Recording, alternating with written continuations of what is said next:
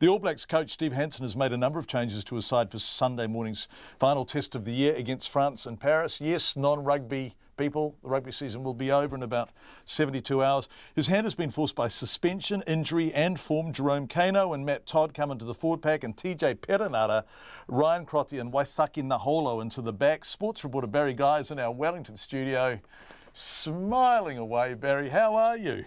I'm not too bad, John. Yeah, we're surviving. Yeah, good. Got some rugby to look forward to. Yeah, well, we've talked a lot about Kaikoura, but you are, and all the RNZ team are working on the terrace there, and it shakes and rattles that building you're in, doesn't it? How are you coping? Not too bad. I've seemed to have missed most of the quakes here in the building. Plenty at home, though. Live in an old villa which shakes and just a bit of wind, really. So, yeah, we rock and roll quite a bit. But yeah, no, we're doing pretty well, actually. Go Wellington. Let's talk about this team. Lots of Steve Hansen's hand was forced. Particularly interested in the Aaron Smith versus TJ Perenara thing. In short, this is a form selection, isn't it? That's right. Last week against Ireland, Aaron Smith started pretty well, but he had a couple of errors, and with the All Blacks now, there was that high kick that sort of more or less went straight up and a couple of issues. Steve Hansen, of course, is going to say that it's a confidence thing, and of course, to get your confidence back, you have to be playing, but really TJ Perenara is playing better at the moment.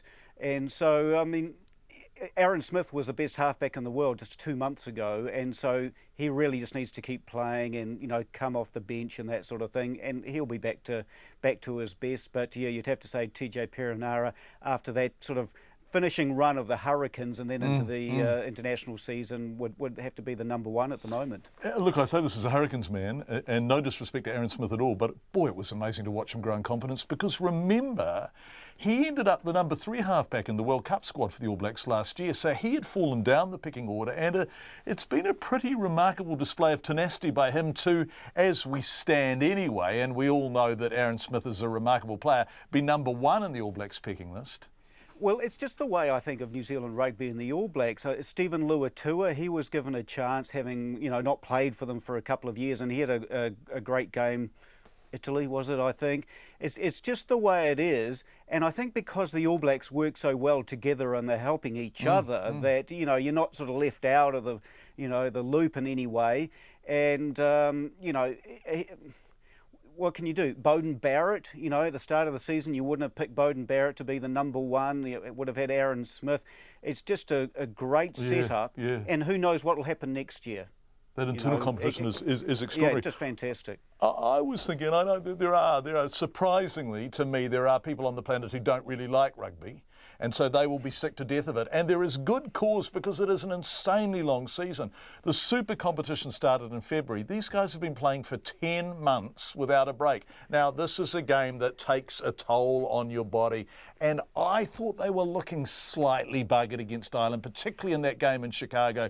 Will they be able to rise to the occasion against France? I agree with you. I think on the whole end of year tour, they've looked to be a bit like that. And I wrote a column on the RNZ website earlier this week to say the same thing. There have been a lot of critics of Kieran Reid also, that he's not just the dynamic player he used to be. And I think also he is needing a break. Of course, he's going to take a longer break and miss the start of the Super Rugby season. And I bet you there's a few other guys that are thinking, wow, I wish I had a few more weeks off to go to the beach perhaps, or whatever. This is the 14th test for them this year. They played a really long Super Rugby season, so people will say, you get those critics that you've only played a few games of rugby. What is it? It's a professional game, but I think it has taken its toll mentally as well. So wait a sec. This is their 14th test. And they play this season, allowing for rests and injuries and all that kind of stuff. They're probably playing 13, 14, 15 super games, the senior players, right? Yeah. So training 6 days a week. Yeah. So they're getting. I mean, I know that people on a minimum wage job who are sweating just to get by envy this lifestyle. But in terms of the impact on your body, playing 30 really top games of rugby means you get to this stage in the year and you are, I suspect, just quietly completely over it. That's right. The NFL, they play 16 regular season games, maybe 19 if you make the playoffs. football's different. They play, 40 or 50, don't they? But Yeah. it does take a toll. It's such a physical game, and especially the way the All Blacks played. They showed it last weekend against the Irish, how physical it is. It's going to take a toll. So the French are going to be up this weekend. Of course, they lost to a second-string Wallabies side last weekend, but they're going to be up because, they're the French and they always do well against the All Blacks. And that's why the All Blacks have picked such a good team, because, they want to finish on a high. Barry, sorry, we've got to finish through about Donald Trump, so you've got to answer this question in less than a minute. Had France got that drop goal over last week, they would have beaten Australia. They look like a French team that's finding its feet. Will this be a close game?